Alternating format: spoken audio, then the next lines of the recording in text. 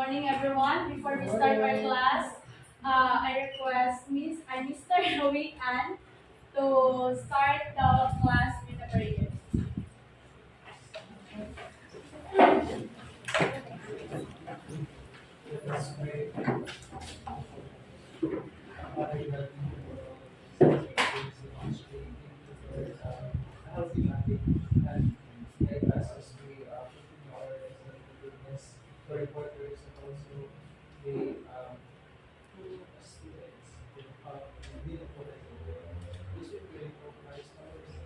Amen.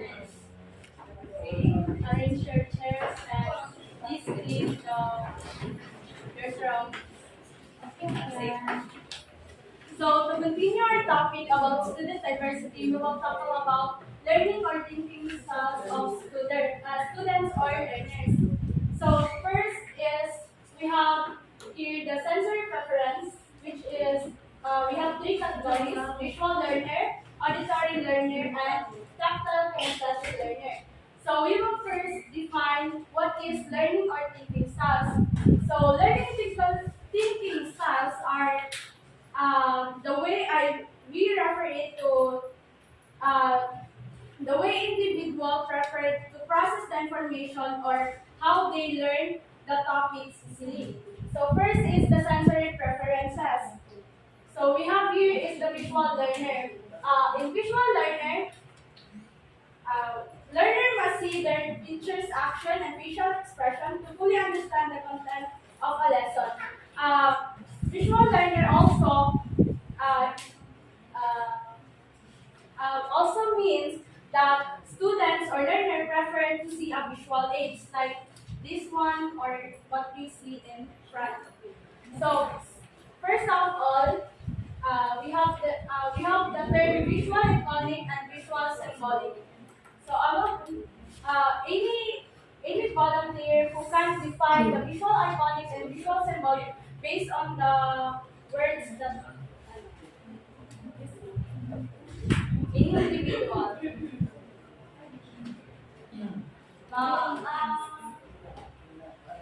What name? No idea. No idea. Anthony. Then I name please. Stephanie.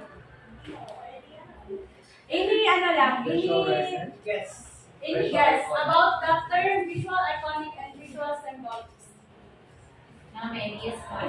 May say that name, please. Can you define two words? Iconic is image based, while symbolic is language based. Yes. Very point na meaning. So visual iconic, this is what we call visual imagery or what in an example, we like to see map than to read ganun sa compass. Yung sa compass. Sa visual iconic, we prefer to see the map like if we go in this direction, like the direction is kaya makita na. Nakikita na agad. While in visual symbolic, this is what we prefer na. We read books for instruction like let's put it in an example like cooking. So in visual iconic, you prefer to watch YouTube or any my video or pictures. But in visual symbolic, you prefer to read a book or instruction that you see in a recipe. Then, yes, everyone.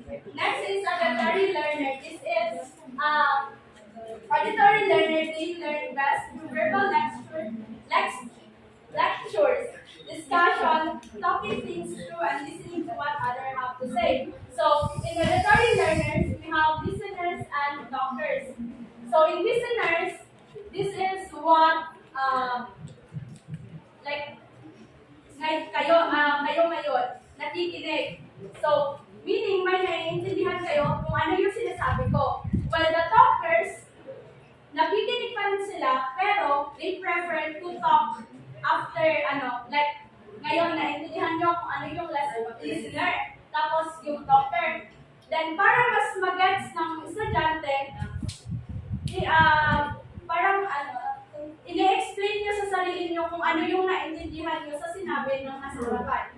So, yun yung kaibahan ng listener at talker dito sa auditory learner.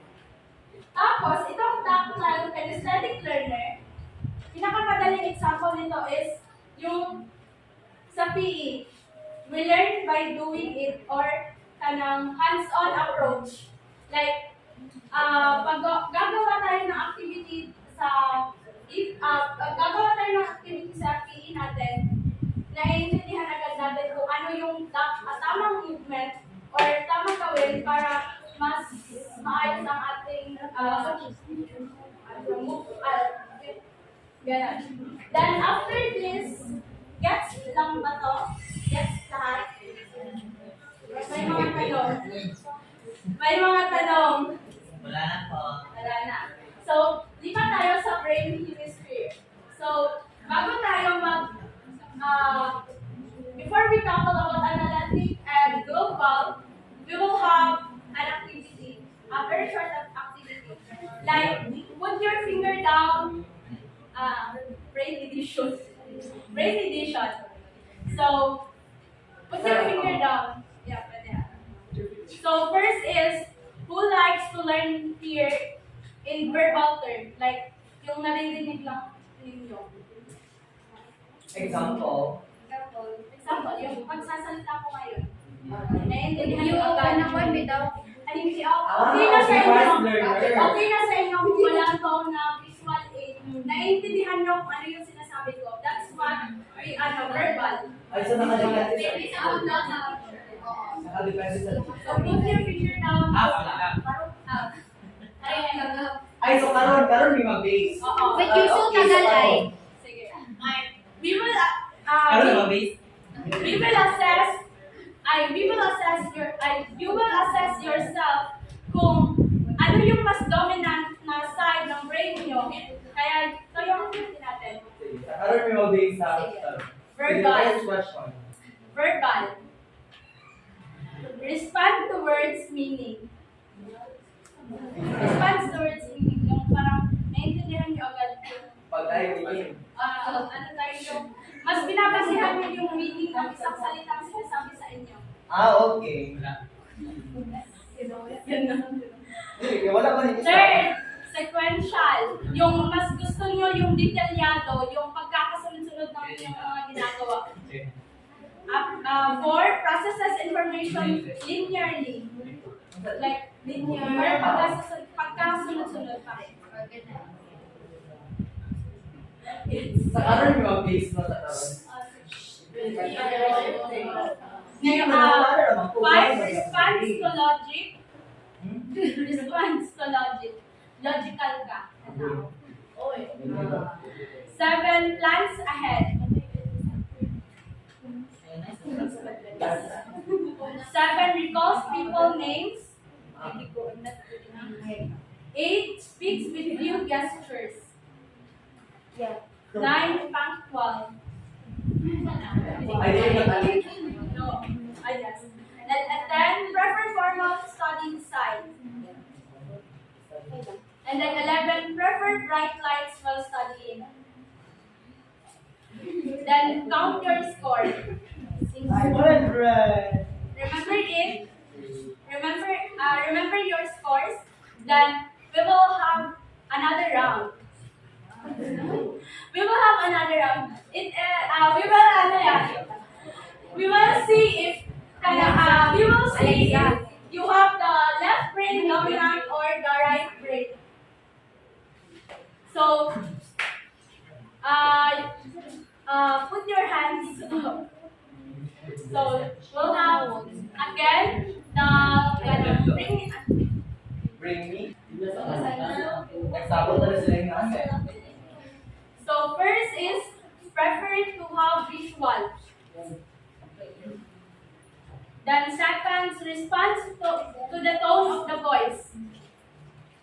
Like, if shagitan, so,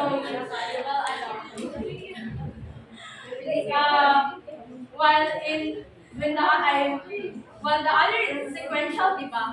So we have a random, like you randomize what you learn or what you process the information. Then for processes information in varied order. Number 3 is random. Then 5 responds to emotion. The emotion what you see on what in who's you talking to. Then 6 impulsive. Then 7 recalls people faces. 8 gesture when speaking. Then 9 less punctual. Number 10 prefers sounds or music background while studying. Then 11 prefers frequent mobility while studying. Then count your scores. Then I would like to request everyone to get 1/4. Everyone to get 1/4. Then write your name, your section. Then write in the first is the left brain, and then the second is the right brain. I will give prize. Someone. Via you feel na. You feel it. Yung pinaka-favorite mo. Sige, write it muna. Then, write your score in left brain. In the first one we did, write your score in the left brain.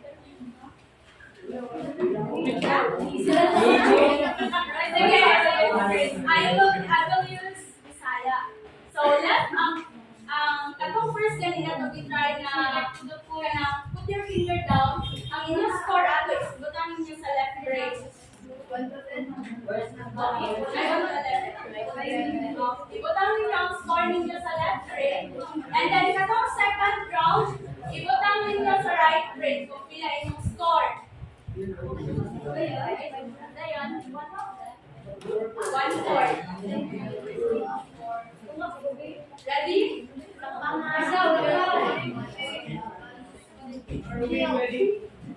Ready?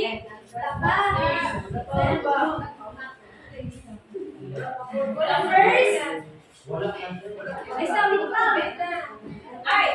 I will before you pass that paper, we will assess yours if the your score in left brain is more higher than the right brain, meaning the left brain meaning your left brain is more dominant. More dominant than the right brain. Yes. Okay?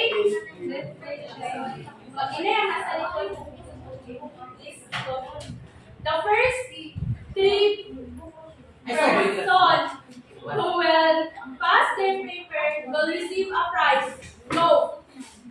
Kita ka una. Yeah, wala isa.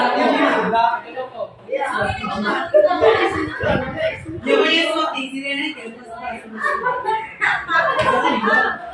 They will receive a prize later. So I will explain now the left brain. So di na niya yung patakan. So the left brain. So when the left brain is more dominant, we call it analytic. Please listen. We call it analytic. Analytic is the 3 C's. Like they see the details or they like step-by-step processes of learning. While in right brain, we call this global. They are the forest here. Like uh, they see more pattern, and then mas nakikita nila kung ano yung kabuuan. It's right. So, so again, analytic or the left brain is more on sequential, like organized. Then while in right brain or global, they more see whole. Very kanang term na ma-remember agad, analytics, sequential or details, while in global, the whole. So I will make very quick review for us to see understand the lesson. So learning styles is what you prefer in learning. So sensory preference, we have the visual learner, the auditory learner, and then the tactile or the kinesthetic learner. Ma'am Lovely, can I ask what is visual, iconic, and visual symbolic? I know that. Idea na lang. Pictures, iconic, then a symbolic is. So the visual iconic is imagery, what we visual. Like from the visual, then ang visual symbolic is words.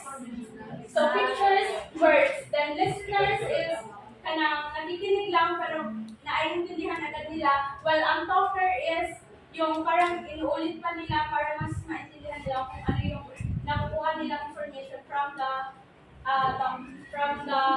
talker in front. Then ang tactile is learning by doing. This good? Yes. Yes. Left brain. Thank you, Miss Bea. Good morning, everyone. I am Alice Pacanut. But before anything else, may I ask everyone who can give me an idea what is multiple intelligence? Mr. Pashan. Okay, oh my god. Multiple intelligence is a theory of Howard Gardner, and this is our intelligence as individuals. Like I am an interpersonal person, so I learn through communicating or talking to each other, and some other are.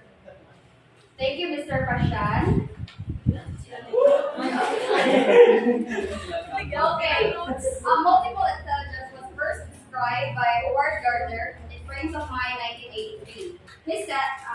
He described that it's a set of abilities that allows a person to solve a problem or fashion a product that is valued in more or more culture. He added that we have different abilities and different intelligence. We also add that we may have different intelligence but varied in degrees of strength. So according to his theories, there are 9 multiple intelligence. Namely, first, Miss Eliza, can you read? Visual or spatial intelligence, learning visually and recognizing and Okay, visual or spatial intelligence, or what we call picture smart. One of the examples of visual or spatial intelligence is that you are good in puzzle and recognize pattern. Second is the verbal or linguistic. It is learning through the spoken and written word. So, you are good at learning through listening than watching. It is writing, reading, and also you are good at speaking. Third, mathematical or logical. This is very self-explanatory naman. So it is learning through reasoning and problem solving. If you are mathematical or logical intelligence, you are good at solving problem or equations. Fourth is the bodily or kinesthetic, or what we call the body smart. They remember it by doing than seeing. It is learning through interaction with one's environment. And six, musical intelligence. It is learning through patterns, rhythms, and music. So they appreciate music more when we talk about musical intelligences. Now, let's talk about intrapersonal and interpersonal. When we talk intrapersonal, it is talking within yourself. But it is not bad to talk with yourself because you can still motivate yourself to do better in class. So the definition is learning through feeling, values, and attitude. When we talk about interpersonal, it is people smart. It talks about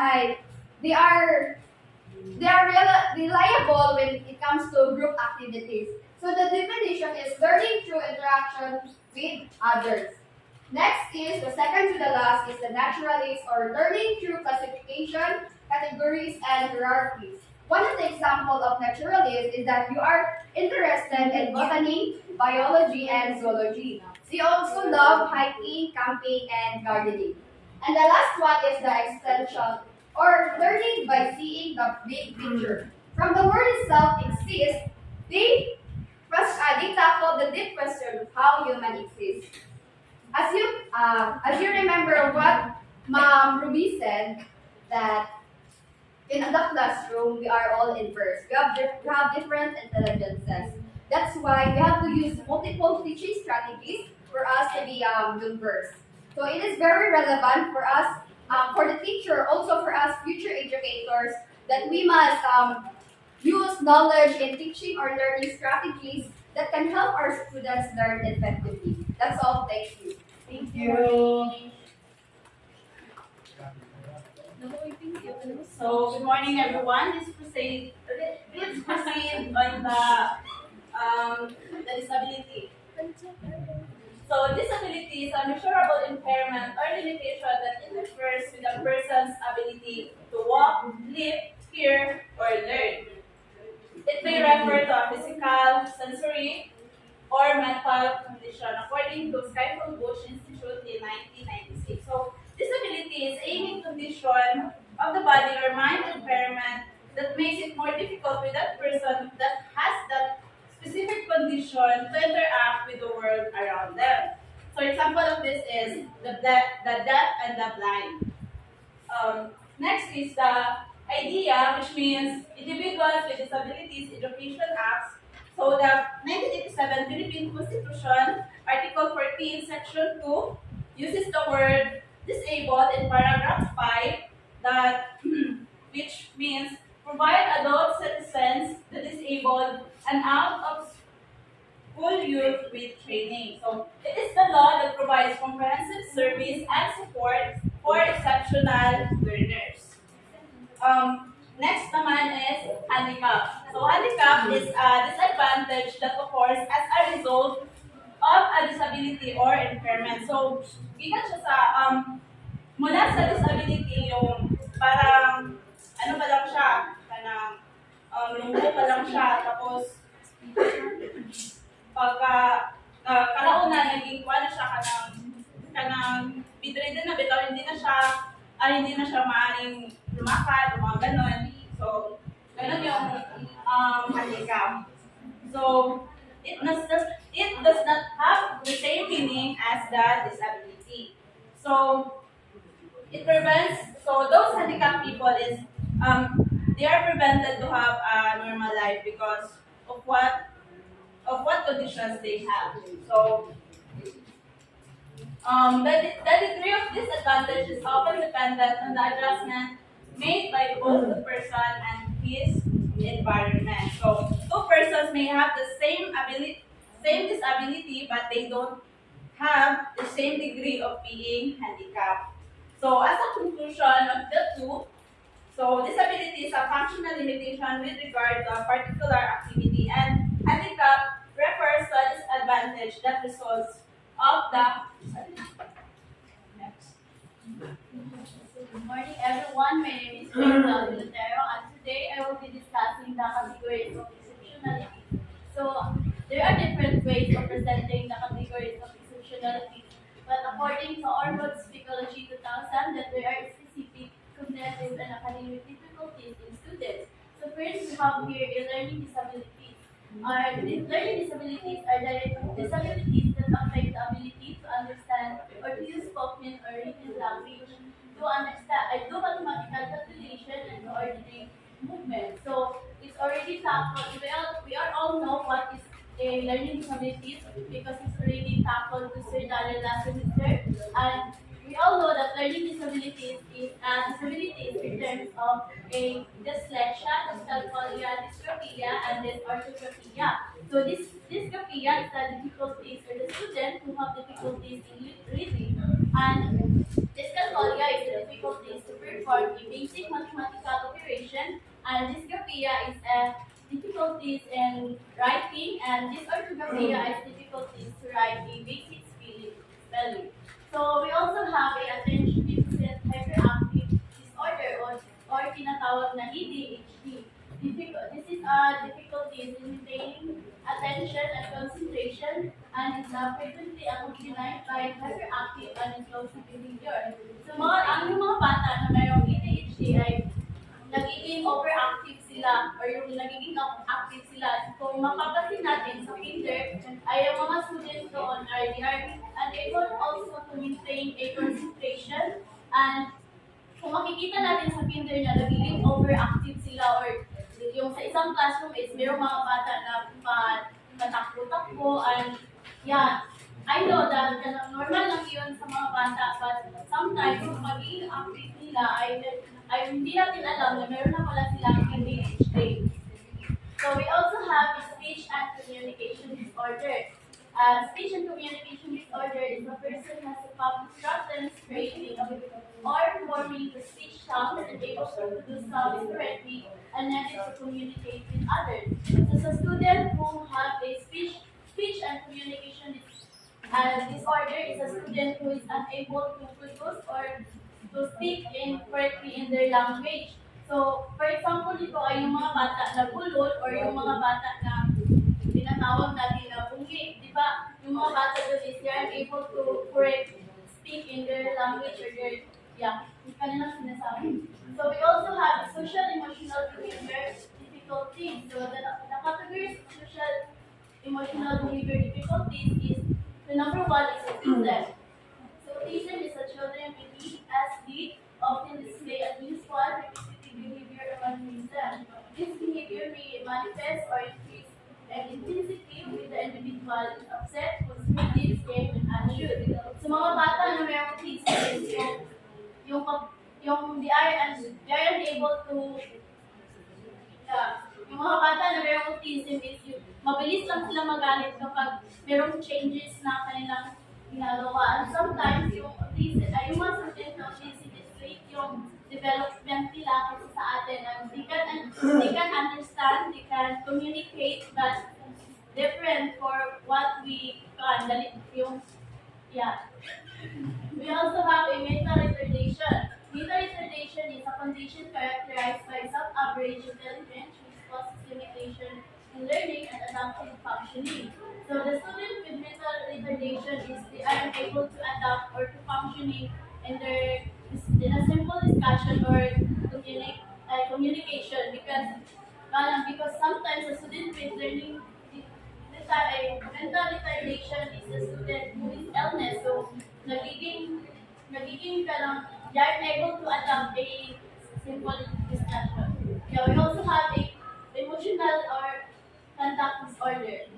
So conduct disorder or CD is a mental health condition that involves inconsistent pattern or aggressive and disobedient behavior.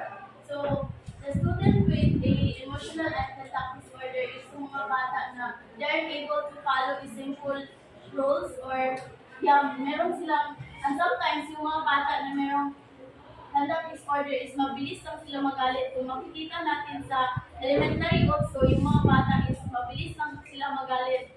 At sometimes their behavior is pwede na silang manakit at abusive sila. And for the conclusion, we are a future educator someday, and we can that there's a possibility that we can handle the student with these difficulties or disorder or exceptionalities. And it's so important for us to know on how to handle the student with exceptionalities. That's all. So good day everyone, my name is Padigos. I'm here in front of you to represent my topics about physical disabilities and hearing impairment. Physical disabilities refers to any physical abilities refers to any condition that affects an individual's body movements and control. People with physical abilities tend to have difficulties in performing daily activities like sitting, standing, walking, jumping, and etc. Well, health impairment are disease, illnesses, or control that such as asthma, and epilepsy that require special care or attention and may impair learning and normal functioning. So physical and health impairments involves physical and medical conditions, usually in long terms, including these three. One, limited energy and strength. Two, reduced mental alertness. Three, little muscle control. So, let's proceed to the severe and multiple disabilities. Binibini Alonaros, can you please read the definition? Severe and multiple disabilities refers to the presence of two or more different types of disability at this time a profound level. Okay, thank you.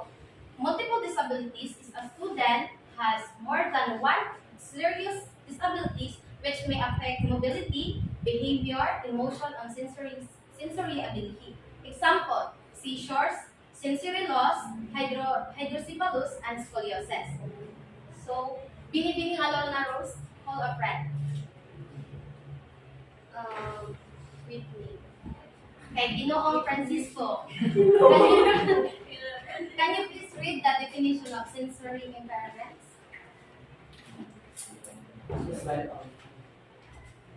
It's when one of your senses, sight, hearing, taste, smell, spatial awareness is no longer normal. Okay, thank you. Sensory impairments are common terms used to describe deafness, blindness, visual impairment, hearing impairment, and deaf blindness. So visual impairments, any kind of vision loss. While hearing impairments are mga kabataan o mga tao na naghihirapang marinig. So, if you wear glasses, then you have a visual impairments or sight impairments. If you have a hearing aid, then you have a hearing impairment. So lastly, the giftedness. Giftedness involves is typically high level of cognitive development. So, ang Christian, call a friend. Tapo. Okay. Binibining Elizabeth, maaari ka bang magbigay ng example ng giftedness? Example, intellectual ability, attitude in academic subjects, creativity, visual or performing arts or Sige, maraming salamat. At dito na matatapos ang aking talakayan at ipagpapatuloy ni Judy May Talose ang talakayan. So let's proceed to the last topic, which is the people first language. So this language trend involves putting the person first and not the ability. So people first language tells us what people have and not what they are. So this is similar to saying person with AIDS rather than AIDS victim. So other suggestions for referring to those with disabilities include avoiding generic labels. So instead of calling those people, instead of calling them mentally retarded, you should call them people with mental retardation. Another example of this is people with autism is much better than the autistic students. So next is emphasizing abilities and not limitations.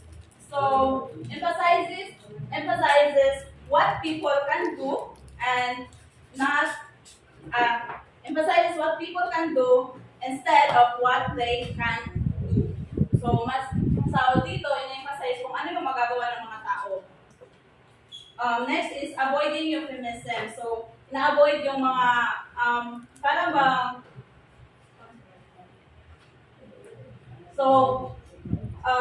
instead na sabihin mong ganyan siya, parang i-ano mo yung other term na mas hindi siya masasakit, hindi siya ma-offense kung ano sasabihin mo. For example is, you have to cover what you really mean. So, for example, sasabihin mo, lumpo ka pala. Parang ganun. So, instead na, yun ang sabihin mo, sabihin mo,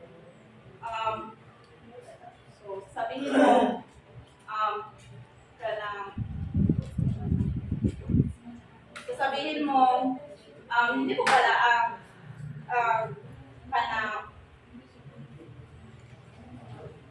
may problema ka pala sa paa. Para bang understand mo kung ano yung problema niya sa katawan, kaya hindi niya kaya gawin ang anumang bagay na dapat niya gawin. So, next is avoiding implying illness or suffering. So, hand polio is preferable to a polio victim. So, ang lahat ng to, parang same lang sila. Pero depende na lang yun sa kung ano pa-discern mo para hindi ma-offend yung isang tao sa kung ano talaga ang disability nila. So, using people first language and applying the guidance above will remind you to have more respectful and accepting toward learners with exceptionalities. So, hindi dapat na kung mayroon silang ganyan, hindi maaaring i-bully nyo sila kasi ganyan sila. So, yan naman po at maraming salamat.